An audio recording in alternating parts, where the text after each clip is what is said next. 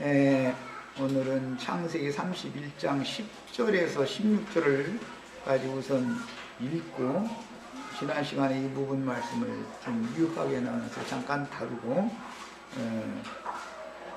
다음 시간에는 우리 시체들이 자유롭게 교제를 나누는 그런 시간을 갖도록 하겠습니다. 자, 성경은 9절부터 8절부터구나. 8절부터 16절까지 읽겠습니다. 그가 이르기를 점 있는 것이 네 삭시 되리라 하면 온 양떼가 나온 것이 점 있는 것이요 또 얼룩무늬 있는 것이 네 삭시 되리라 하면 온 양떼가 나온 것이 얼룩무늬 있는 것이니 하나님이 이같이 그대들의 아버지 가축을 빼앗아 내게 주셨느니라. 그 양떼가 새끼 뵐 때에 내가 꿈에 눈을 들어보니 양떼를 탄 수양은 다 얼룩무늬 있는 것과 점 있는 것과 아름진 것이더라. 꿈에 하나님의 사자가 내게 말씀하시기를 야곱아 하기로 내가 대답하기를 여기 있나이다 하며 이르시되 네 눈을 들어보라. 양떼를 탄 수양은 다 얼룩무늬 있는 것, 점 있는 것과 아름진 것이니라.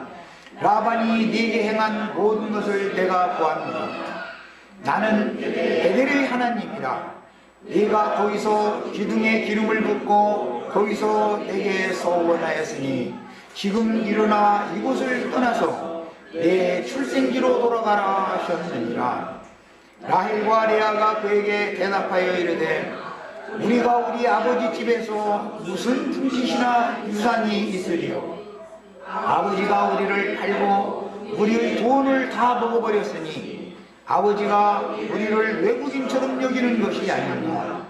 하나님이 우리 아버지에게서 취하여 가신 재물은 우리와 우리 자손의 것이니 이제 하나님이 당신에게 이루신 일을 다 준행하라.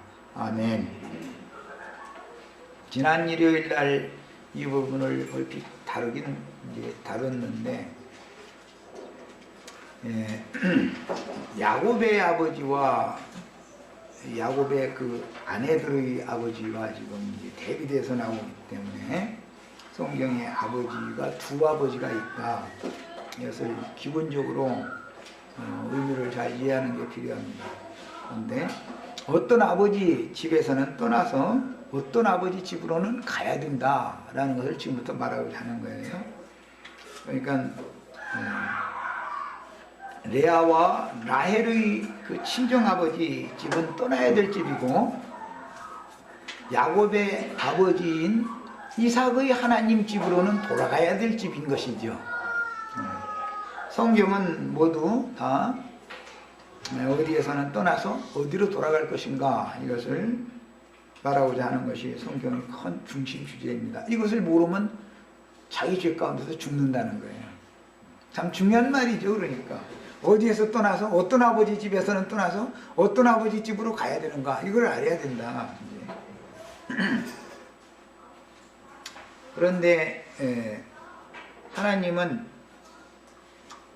떠나야 될 아버지 집에서 아내들과 야곱이 생명연합을 통해서 하나님이 주신 태의 열매들인 자기 자손들을 위해서 야곱이 수고한 품삯을 정정당당하게 다 찾아가지고 떠나도록 해주신다. 이제 주제가 그것입니다. 가끔 말하지만 사람이 하나님 앞에 돌아가면 그 사람에게 소유되어진 모든 것들은 자동적으로 하나님의 것이 되는 겁니다.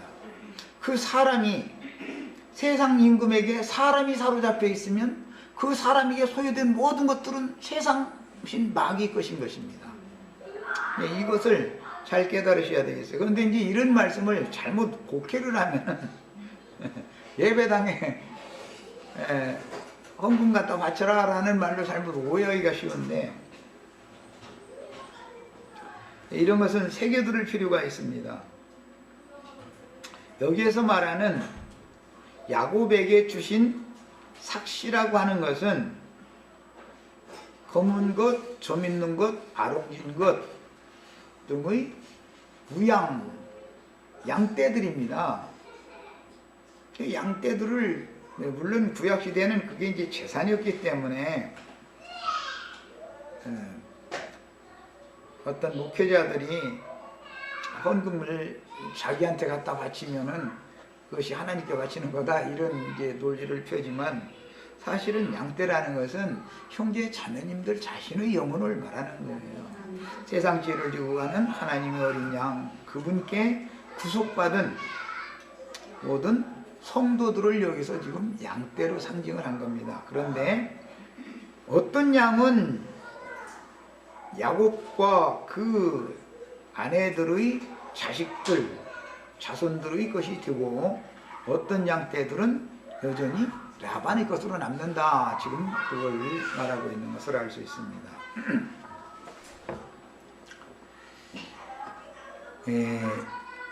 자칭 의인들이었던 강팍하고 완악한 유대교 지도자들과 유대교인들에게 정죄받고 버림당해서 눈물과 울음과 탄식으로 여호와의 단을 가리는 세리와 창기와 모든 죄인들, 자칭 의인들에게 멸시와 천대를 당하던 그런 사람들은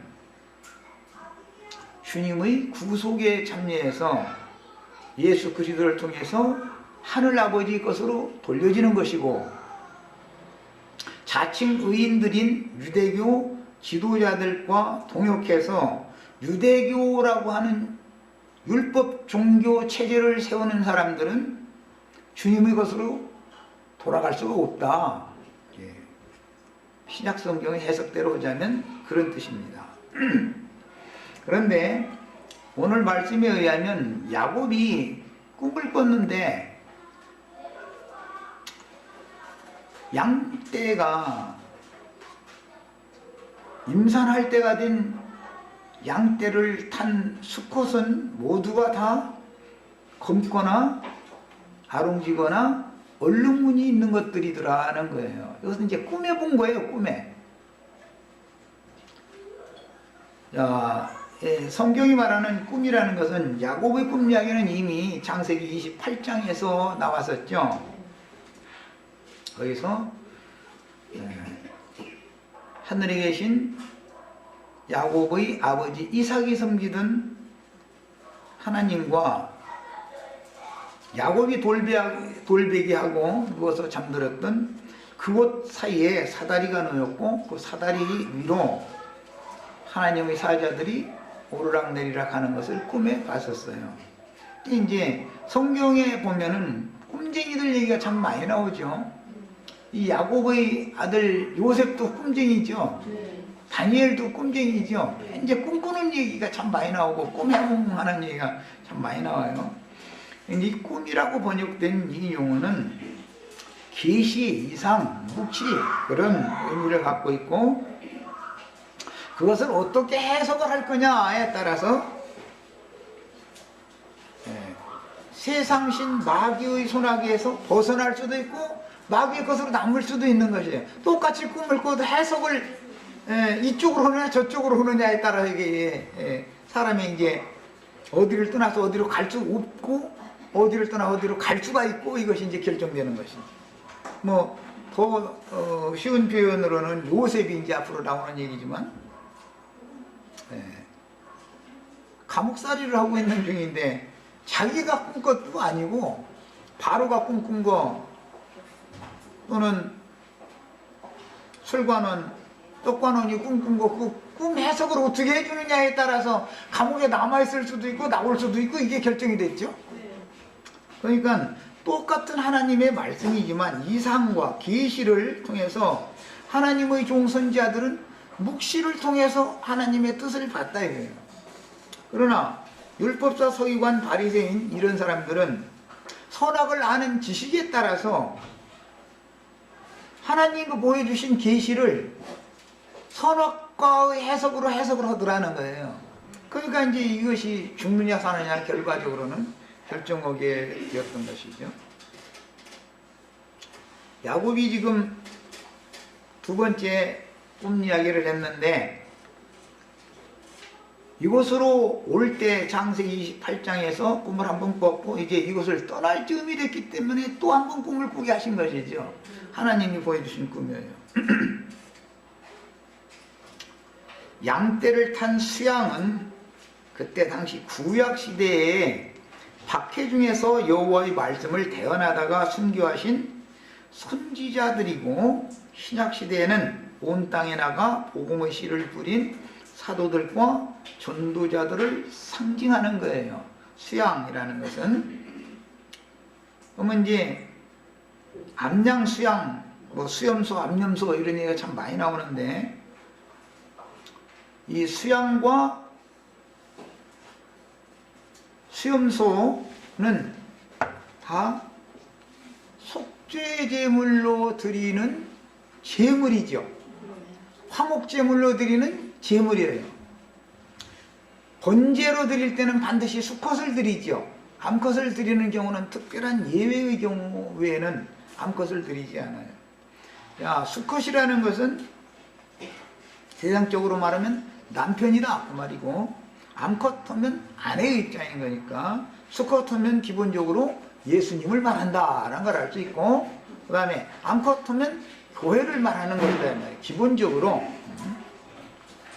자, 이것이 이제 실제적인 교회 생활에서는 양무리를 맡은 목자들은 수컷이고 양무리들은 암컷이에요. 교회는 이제 이런 것이 다 영적 해석인 거예요. 그런데 야곱에게 꿈에 보여주신 것은, 지금 야곱한테 있는 것은 전부 흰둥이만 있는 것이죠. 암컷이든 수컷이든 간에 실제적으로는. 그런데 꿈에 보니까는 라반이 것이 껌둥이 아롱진 거, 얼룩무늬진 것은 다 라반 것이잖아요. 그런데 라반 것의 수컷이 야곱이 이르고 있는 암컷에게 와서 탔더라는 거예요. 다 그렇게 했더라는 거예요. 그러니까 이제 암컷이 실제로 새끼를 낳지만 종자는 저쪽 동네에서 온 것이죠. 사울길이 떨어진 동네에서 온 거예요. 이쪽으로. 참 이게 뭐냐. 말씀을 맡은 종이, 그 사람이 어떤 사람이냐. 그 사람이 세상에서 세상신 마귀에게 종로로 사고 있을 때 검둥이고 아름진 것이고 얼룩무늬진 것이라고 비판 듣던 사람들이다 그 말이에요. 그러면 기왕이면 당신은 의롭고 거룩한 사람입니다 라고 칭찬을 듣는 율법제사장들이 흰둥이가 타야 되는데 반대로 이거 껌둥이가 탄 거예요. 껌둥이가.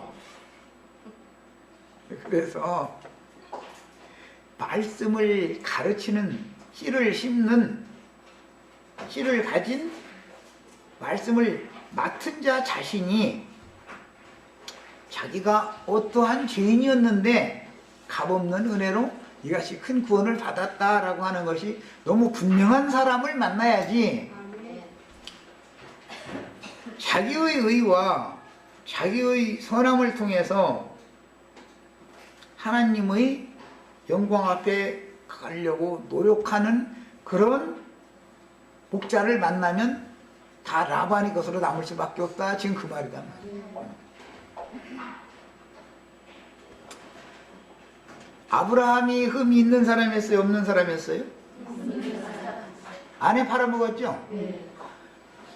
나는 흠이 많기는 많은 사람이죠. 아내는 안 팔아먹었어요. 나는 인간적으로 보면은 아브라함보다는 나. 자기 목숨 살리겠다고 아내 팔아먹지는 않았잖아. 이삭이 흠이 있어요? 없어요?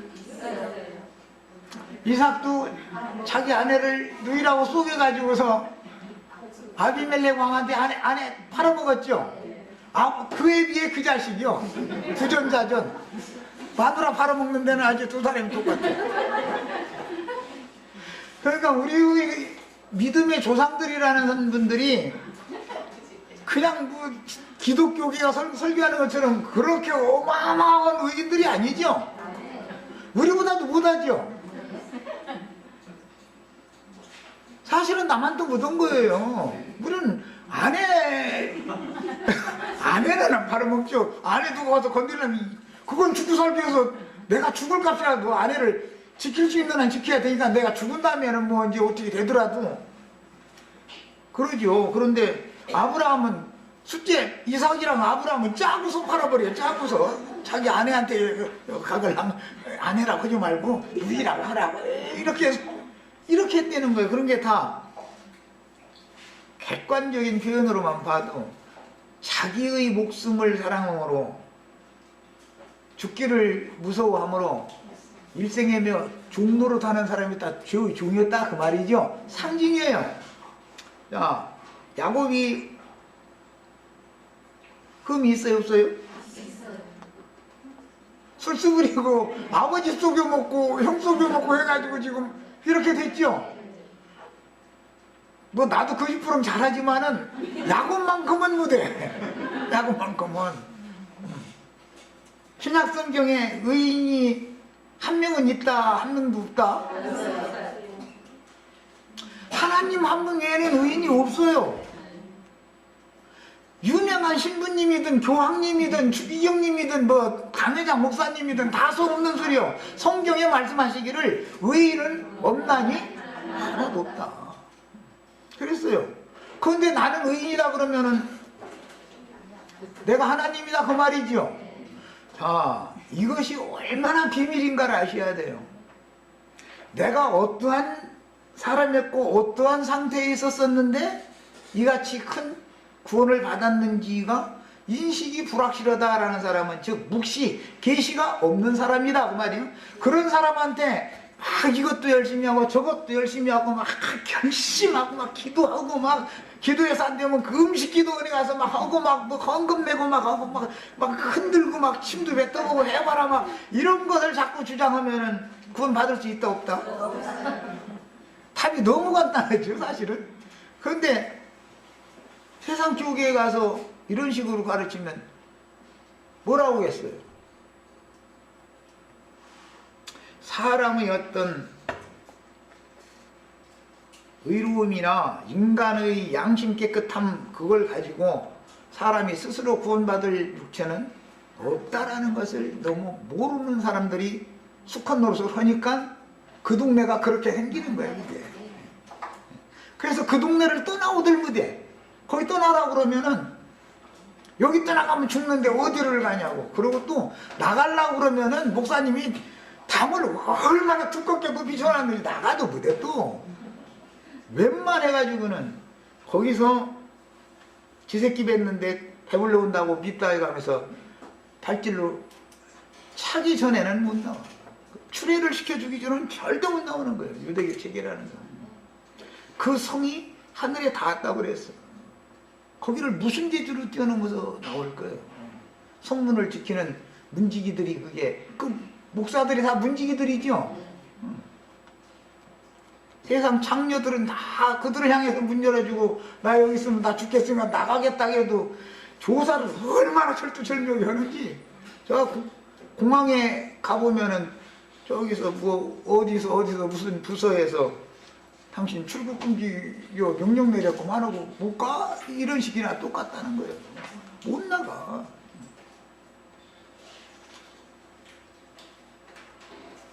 거기서 나오고 싶으면 헌금을 내시지 말아야 돼. 네, 헌금을 안 내고 그러면은 닭이 늙으면 찔겨갖고 먹도 못 온다 뭐 이런 얘기나 슬슬 하기 시작하고 이제 그러면 이제 차내는 거야 그때는. 그 전에는 절대 못 나와. 모세가 흠이 있어요 없어요? 있어요. 무슨 흠이 있는데? 살인죄 저질렀죠? 애굽에서 우리 형제자매들보다는 더 나쁜 사람이야 모세라는 사람이. 형제자매는 사람 안 죽였잖아 지금. 그러고 자기 멀쩡한 아내 말이에요 시부라 말고 구스 여자 첩취했죠? 우리 형제님들은 척은 없잖아. 그러니까 성경이 말하는 모든 인물들을 다 보면은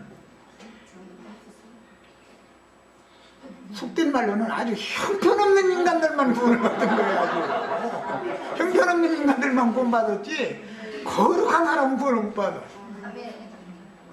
우리 표형제님 거룩한 채 했다가 구원 못 받아. 그 하나님이 거룩하다고 봐주지도 않고 속내를 다 알고 있는데 뭐 다 알고 있는데.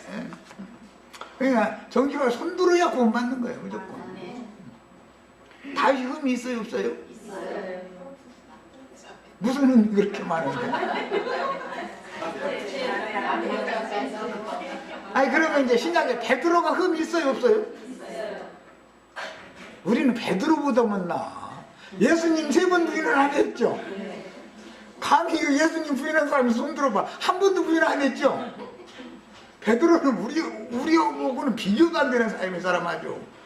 예수님을 저주해버렸다는 거예요. 3번째 마지막 할 때는 저 인간이 어떤 인간이 내가 어떻게 알아?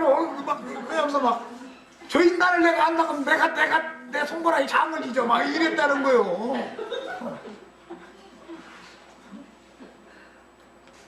바울이 흠이 있어요 없어요? 있어요. 무슨 흠이 그렇게 많은데? 살인자죠?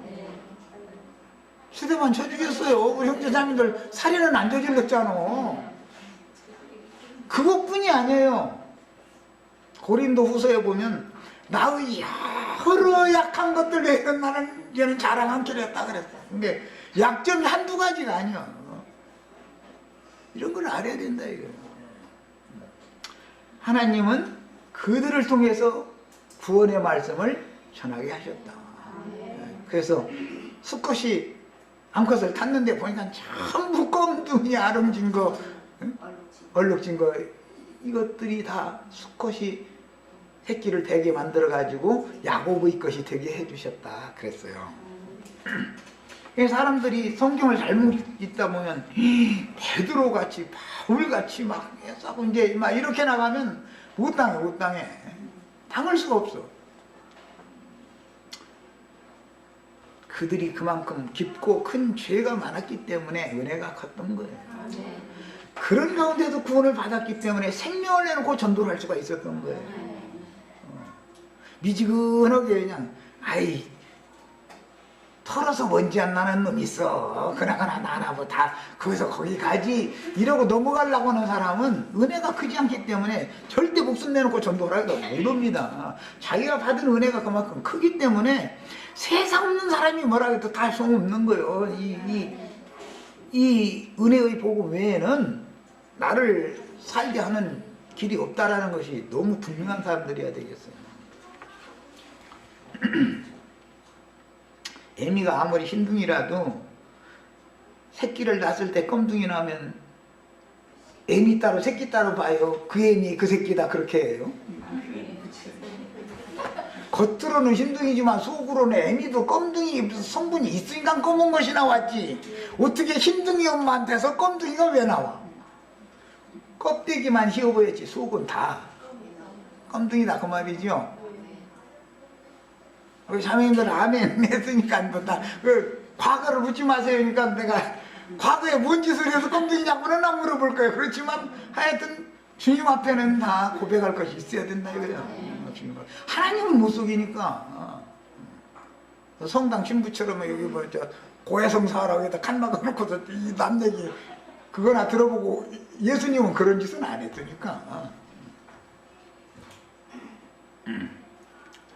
주님께서 세상에 파송하신 종들에게는 주님의 부활과 승천에 참여하는 약속을 이루셨으며 신약시대에는 주님의 부활의 날 저녁에 생명과 진리의 성령이 지지자들에게 임하여 새 생명으로 거듭났고 오순절이 이르자 불꽃 천사들과 함께 급하고 강한 바람을 타고 그 영으로 재림하여 말씀들을 깨닫게 해주셨을 때 주님의 지지자들은 능력으로 옷을 덧입고 나가서 목숨을 걸고 복음을 전파했으며 복음으로 온 땅을 정복하였습니다.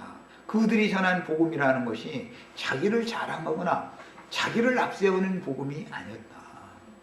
우리가 전하는 것은 오직 예수 그리스도 그분 한 분만이 선한 분이고 그분 한 분만이 의로운 분이다. 이것을 전했다. 자기를 전한 게 아니다 이거예요. 그러나 세속교계 사람들은 하나도 안 되면 자기 마누라 이쁘다고 하면 7푼이라고 한다고 뭔가 뭐 8푼이라고 한다나 뭐 그러니까 마누라 건너뛰어서 우리 딸은 그냥 얼굴은 이쁘다고는 안 해. 그냥 괜찮아. 뭐 이제 이래버려. 얼마나 내세울 것이 없으면 딸 얼굴 한다는 것까지라도 해서라도 자기를 자랑을 그렇게 하고 싶어겠어.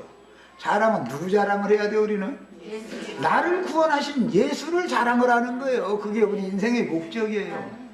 마누라 얼굴 이쁜 거 백날 자랑해도 마누라 얼굴 이쁘면 아늘돌이지만 얼굴 카페에 잘못했다가 큰 코 다쳐 얼굴이 좀 덜 이뻐도 세상 유행가도 마음이 고와야 뭐 그러지 얼굴만 예쁘다고 여자냐 그러잖아.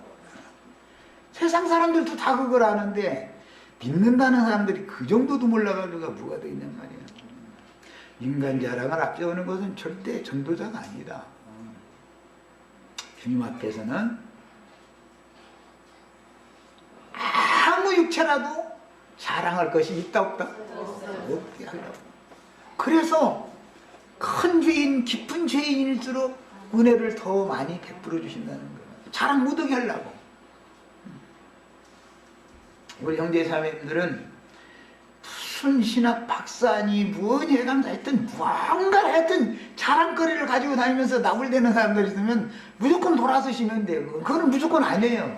그거는 전도자가 아닌 거예요. 진짜 박사님이면 하나님이나 우주 만물을 통달하시는 주의 성령이나 박사지. 아니 지가 무언 놈의 신에 대해서 아는 학문을 얼마나 많이 하고 박사라고 했었고 그냥 명함 뭐 못한다 그냥 막 100줄씩 파가지고 다니면서 사실은 뭐 나는 사실인지는 모르지만 그게 또 대부분 가짜라고 그러더만 돈 주고 뭐 사고 뭐 어쩌다 해서 이제 별소리가 다 있는데 그런지 아닌지 뭐 몰라도 인간 자랑을 앞세우고 성도들은 또 우리 교회 큰 교회 우리 교회 몇만 명 모이는 교회 아니야 이런 거 자랑해 이제. 아니 예수님 전도를 하려면 예수님 자랑을 해야지 우리 교회가 크냐 몇만 명이 모이냐 아니 그것이 전도예요? 에? 그렇게 어리석은 신앙을 가르침 받을 때 처음부터 뭔가를 잘못 가르침 받았다.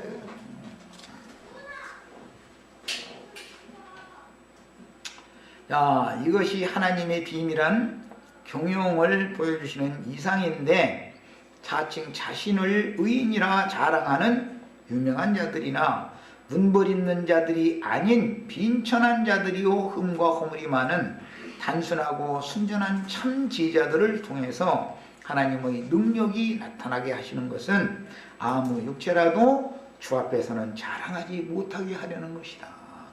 구원은 그냥 하나님이 나 같은 사람을 구원하시면 사실은 안 되는 거예요. 솔직히 말해서. 온천한 사람 다 구원하셔도 되지만 나 같은 사람 구원하면 안 되는 거예요. 이거는 그냥 칵 밟아버리든지 그냥 해서 저기 세월호 타고 가라고 에다가 이제 그 시간 딱 맞춰서 타고 가게 만들든지 그래야 맞지. 이거는 사람의 생각과 복음은 전혀 하나님의 생각과 사람의 생각이 다르다라는 걸 우선 아셔야 되겠습니다. 베드로를 3번씩 주님을 부인하게 해서 실패를 시킨 것도 그 다음에 3번을 회복시키시는 것이 또 하나님의 뜻이다. 그가 실패가 없으면 은혜를 그렇게 크게 못 받는 거예요.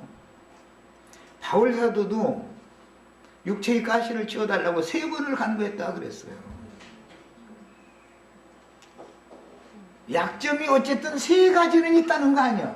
그건 본인과 주님과만 아는 약점이지만 발표를 안 했을 뿐이지 바울 사도가 그렇게 그냥 굉장한 사람이 아니다 이거예요.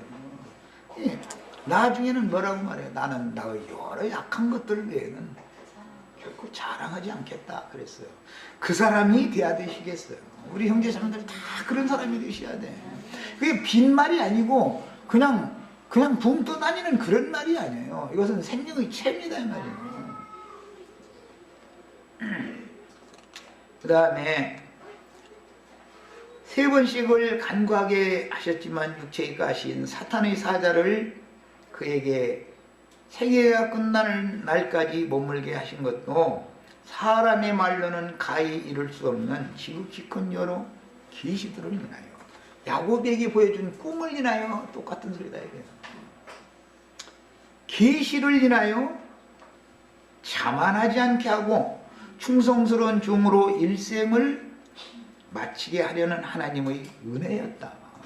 그래서 그 응답이 내 은혜가 되게 족하도다 그랬다는 거예요. 그러니까 나에게 계시만 많이 해주는 것이 은혜가 아니라 계시를 받고 자고해져서 교만해지지 않게 해주는 것이 은혜구나라는 걸 깨달았다는 거예요. 뭐 성경줄이나 읽고 뭐 깨달았다 하면은 다른 사람 말을 틈도 안 줘. 얼마나 할 얘기가 많은지 아주.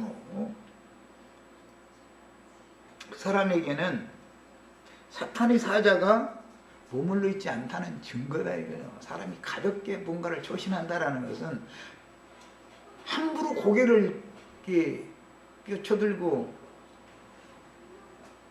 하나님과 비길이라고 하는 그런 정도까지 나가버리고 이렇게 되는 것은 그가 비록 성경을 깨달은 것이 있을지라도 은혜가 떠나갔기 때문에 그렇다라는 반증이다 그 말이에요.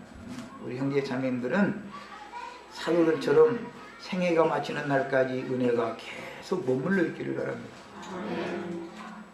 주님의 말씀에 라반이 네게 행한 모든 것을 내가 보았노라 그랬는데 하나님은 다 알고 있다는 것이죠. 누구에게 이게 이렇게 말하자면 틈짝들 이제 변역한 건데 그것은 거짓말하고 어떤 것을 흔히 이제 세상에서 저 사람 말이야 상용하지 말이야 돼.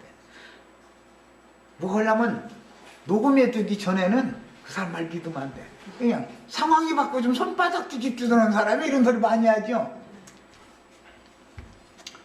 남 보고 손바닥 뒤집는다 하지 말고 나는 어떤가 한번 봐. 나는 어떤가.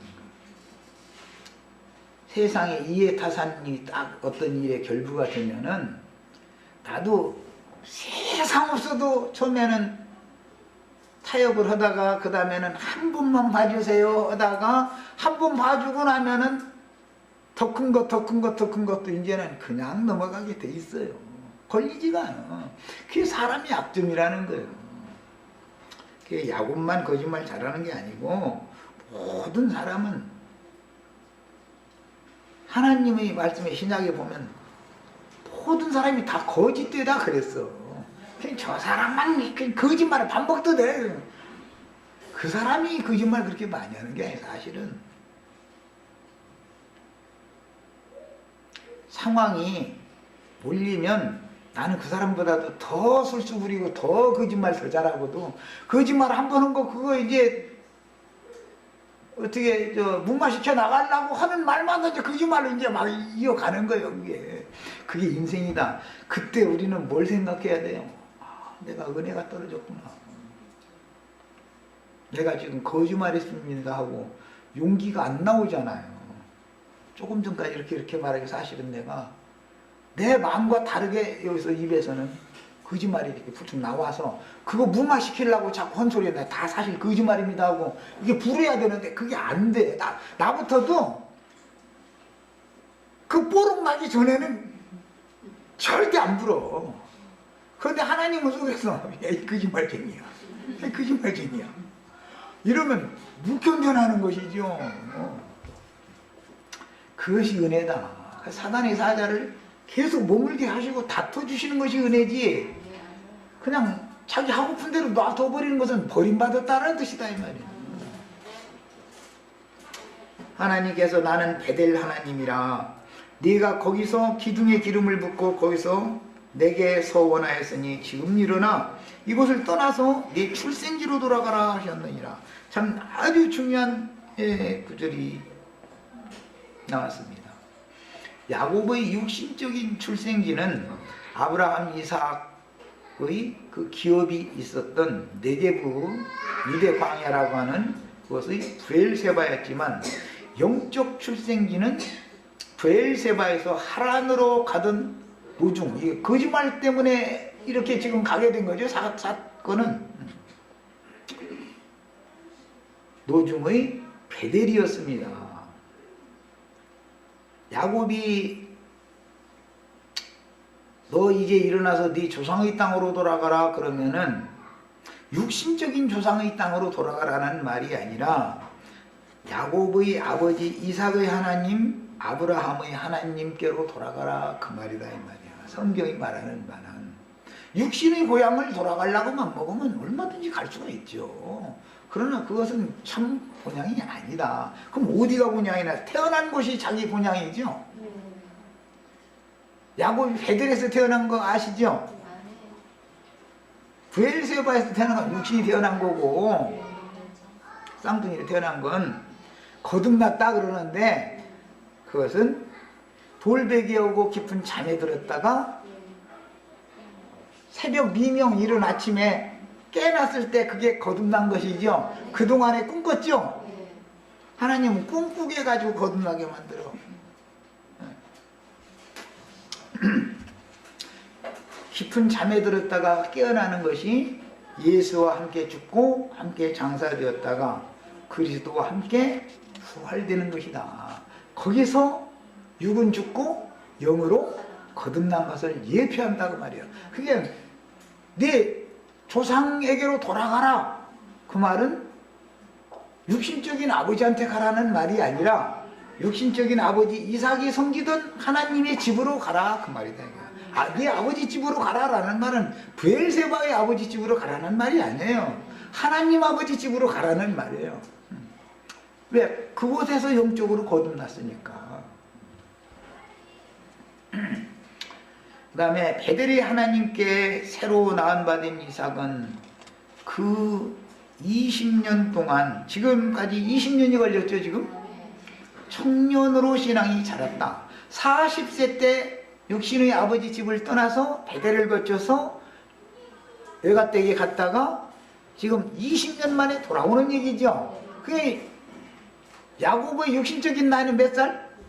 60살이에요. 60이 덜 된 여자는 참과부가 아니라 그랬죠. 육신이 끝나는 걸로 본다고 해요. 60이면 60은 혈과 육의 첫사람이 완전히 딱 끝나버리는 날수가 찬 걸로 본단 말이에요. 성경에선. 그래서 60이 채워져야 40세 때 고난의 노정을 시작해서 60이 채워져야 돼. 그래서 광야에서 40년 도는 사이에 20세 이상 청년이 돼야 약속의 땅 아버지께로 간다고 해요. 그래서 성경이 창세기에 이런 예시가 있었기 때문에 이스라엘 백성들이 단체적으로도 그런 과정을 걷게 했었던 거예요. 20세 이상 된 청년 이상이라야 하늘 아버지 집으로 갈 수가 있는 것이지 어린아이는 못 들어간다 이거예요. 천국이라는 게 아무나 침노에 가는 게 아니다 이거예요. 20세 미만에서는 못 들어가는 거예요.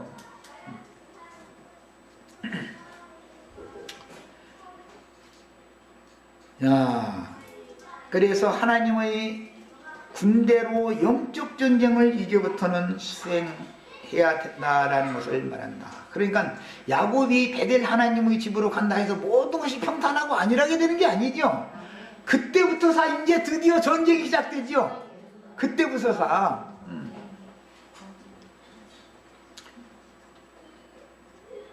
자기 딸 강간당했는데도 두려워해. 자기 자식들, 자기는 늙었고 힘없으니까 자식들이 설에서 다 돌아와가지고 어떻게 자기 울타리가 되어주기를 바라고 아들들이 화가 나가지고 가서 세겜성 하모레 족속들 완전히 가서 그냥 다 도륙을 내니까 도륙내면 속이 후련해야 되는데 왠지 작업하셨다 그래야 되는데 두려워했다는 거예요. 이런 많은 과정을 거쳤는데도 그렇다는 거예요. 그러니까 나는 다 이뤘다 나는 다 됐다 이 세상에 지금 장담할 사람이 있어요, 없어요? 없어요. 근데 어떤 형제들은 그냥 아니 지금 미리 다 돼가지고 지금 막 천년을 미리 왕노로 다니라고 그냥 그러고 있어. 그래서 사람들이 성경을 모르면 그렇게 엉뚱나다 이거예요. 야곱이 지금부터 진짜 이제 영적 전쟁하기 시작하는 거예요. 지금까지는 훈련만 했어. 연단 과정만 거치고 연습만 했고 실전에 들어가는 거예요. 지금부터 이제 실전에. 예. 베드로와 11 제자들이 본향은 예루살렘의 주님과 만찬을 먹고 언약을 체결한 다락방인데 그곳에서 그 영께 새로운 숨을 부여받았으며 그것이 거듭난 거죠. 바울의 육신적인 본향은 길리기아도의 다소성이었어요. 육신적인 본향은. 그러나 영적 본향은 다메섹으로 가는 길의 노중에서 빛의 아들로 거듭났단 말이야. 이렇게 나야 되는 거예요. 우리는 모두가 다. 그때 사울은 그때 당시는 청년 때였죠. 그때부터 남은 인생을 전도자로 쓰임받는데 인제사 영적 전쟁을 하기 시작했다 그 말이에요. 야곱의 인생이 똑같은 거다 말이에요.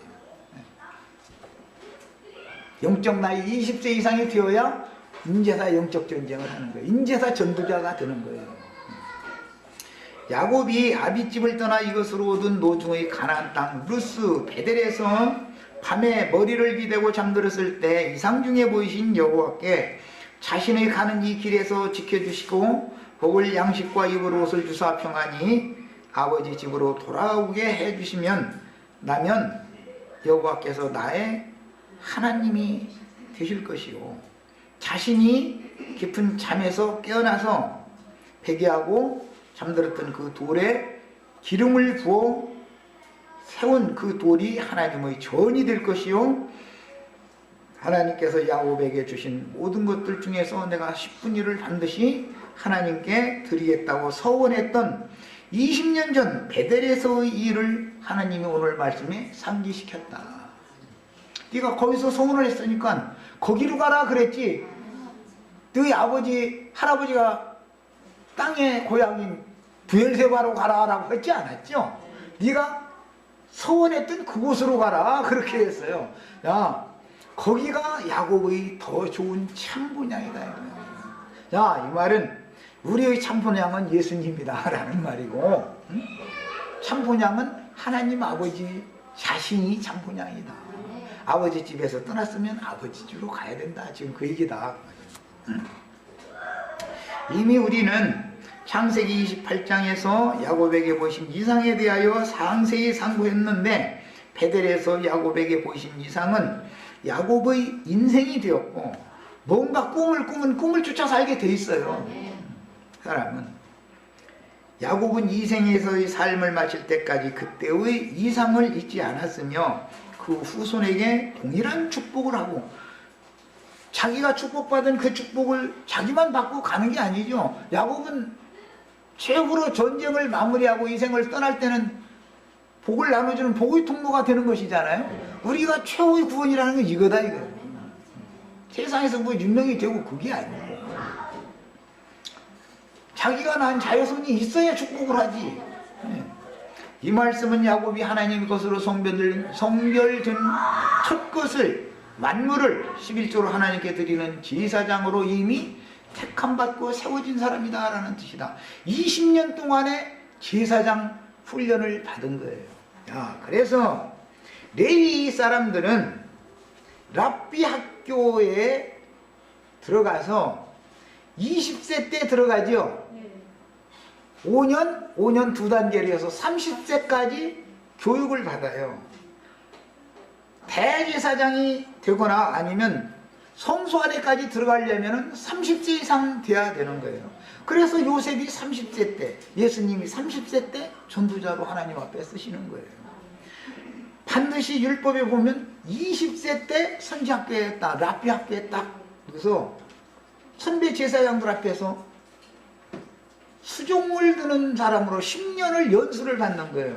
우리 형제자매님들 신약성경 베드로전서 거 읽다 보면 5장 읽다 보면 젊은 자들아 뭐 허락했어요? 너무 급하게 서두르지 말아라. 때가 되면 너희를 하나님이 높여주실 것이다. 네 앞에 선배한테 아무데도 말고 그냥 10년 동안 배워 그 말이에요. 수종자 노릇 열심히 해 그 말이었었던 거예요. 그런데 세속 교계 사람들은 신학교에 가서 4년이나 5년 공부하면 목회자 된다. 그러니 이게 성경하고는 도저히 안 맞는 얘기인 거예요. 이제 시간이 다 됐으니까 여기까지 해서 마치겠습니다.